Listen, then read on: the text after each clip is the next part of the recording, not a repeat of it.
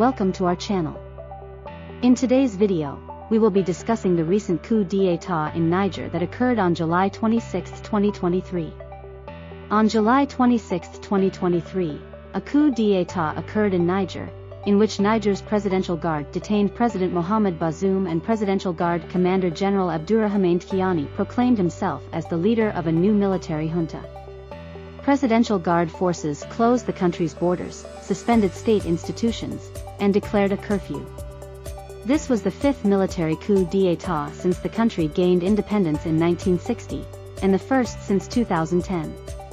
Niger had previously undergone 4 military coups since independence from France in 1960, with the most recent having occurred in 2010. In between, there were also several coup attempts, the most recent of which was in 2021 when military dissidents tried to seize the presidential palace 2 days before the inauguration of President-elect Mohamed Bazoum. He was the country's first democratically elected president to assume office from a similarly elected predecessor. The coup also came in the wake of recent coups in nearby countries such as Guinea, Mali, and Sudan in 2021 and 2 in Burkina Faso in January and September 2022, which has led to the region being called a coup belt. Niger is a member of ECOWAS, which has already suspended Guinea, Mali, and Burkina Faso from membership due to successful coups in recent years. Bola Tinubu, President of Nigeria, was appointed chairman of ECOWAS on July 9, 2023, and already warned in statements that same day that, "We will not allow coup after coup in the West African sub-region. We will take this up seriously with the African Union, European, America, and Britain." Analysts said the rising cost of living and perceptions of government incompetence and corruption may have driven the revolt. The country frequently ranks at the bottom of the UN's Human Development Index and has also suffered from Islamist insurgencies led by Al-Qaeda, Islamic State, and Boko Haram, despite its military receiving training and logistical support from the United States, France, and Turkey, which have bases in the country. In 2022 the country became the hub of France's anti-jihadist operations in the Sahel region following its expulsion from Mali and Burkina Faso, with Bazoum being described as one of the few remaining pro-Western leaders in the region. Niger became a key ally for Western, particularly French and American, and Turkish forces. With multiple coups and rising anti-French sentiments in the region, Niger became France's partner of last resort. American-trained officers were also reported to have trained many members of the Presidential Guard. At the same time, along with anti-French sentiment, a current of thought favorable to the entry of Russian influence and the Wagner Group mercenary company began to grow. Russia, through Wagner, has been gaining ground on the French in the region, following the latest coups in Mali and Burkina Faso. At the same time, Turkey has been also gaining ground. If you find this channel informative and educative, please subscribe to our channel, like, comment, and also share it with your friends and loved ones. And don't forget to turn on the notification button for more interesting histories, new updates. Now let's continue with the story of the day. Early on July 26, the Nigerian presidency's Twitter account announced that Presidential Guards, commanded by General Abdourahamane Tchiani, engaged in an anti-republican demonstration and tried, in vain, to obtain the support of the other security forces. It also said that President Mohamed Bazoum and his family were well after reports emerged that he was being held in the presidential palace in the capital Niamey. Interior Minister Hamadou Soli was also arrested and held in the palace, while roughly 20 members of the Presidential Guard were spotted outside later in the day. The coup was reportedly led by Tchiani, whom analysts said Bazoum had planned to relieve from his position. Sources close to Bazoum said that he had decided on Tchiani's dismissal at a cabinet meeting on July 24 as their relations had reportedly become strained. President Bazoum's wife, Hadiza Bazoum, and son, Salem, were detained with him at the presidential palace, while his daughters were in Paris at the time of the coup.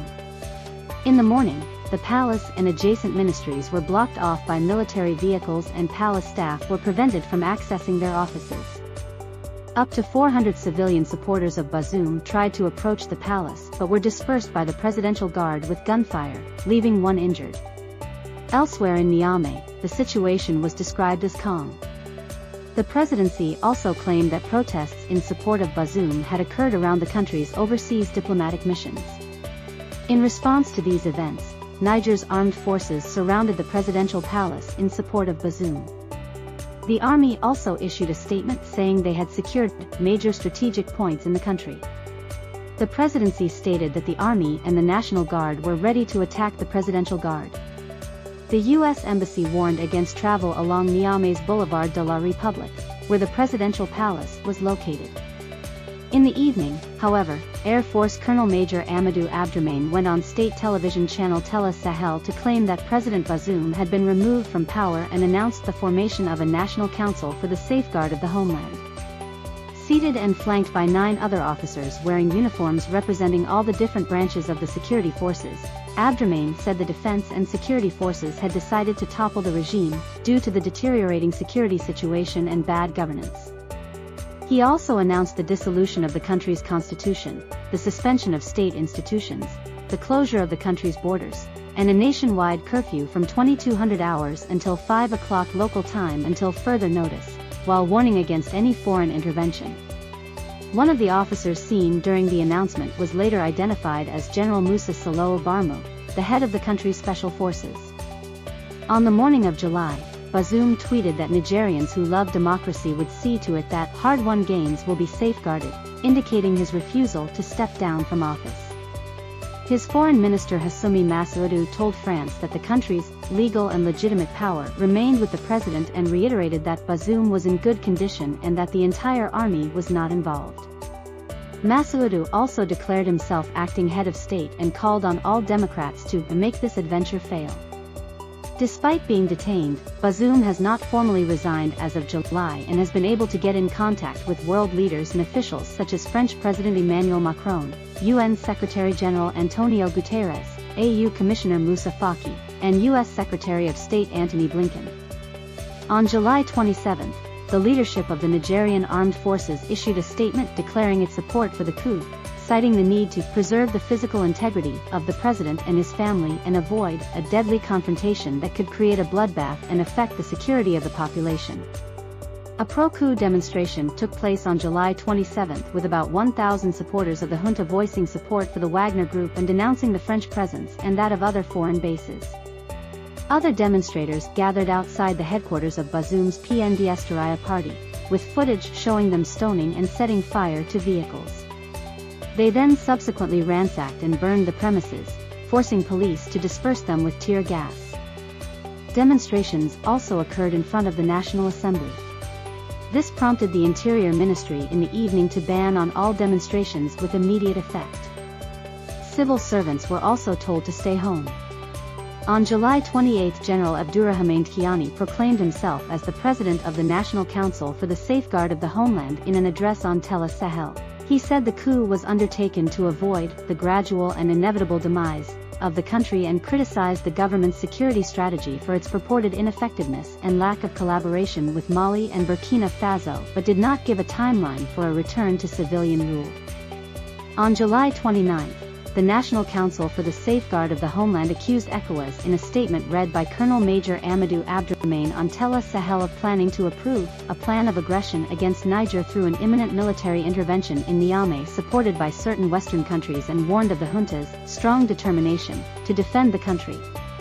On July 30, ECOWAS issued the Nigerian military junta with an ultimatum that Bazoum be reinstated as president within 1 week. In a communiqué read by ECOWAS Commission Chairperson, Omar Touré, at the extraordinary summit convened in Abuja in response to the coup, they said that if their demands were not met they would take all measures necessary to restore constitutional order in the Republic of Niger and that such measures may include the use of force. The coup was condemned by various countries and international organizations, including the African Union, the Economic Community of West African States, the United Nations, Algeria, the European Union, France, the United States, and Russia. The EU and France withheld financial and development aid to Niger and suspended all security cooperation agreements with the country. This is where we end the story. If you find this channel informative and educative, please subscribe to our channel, like, comment, and share it with your friends and loved ones. Don't forget to turn on the notification button for more interesting stories and new updates. Thank you for watching.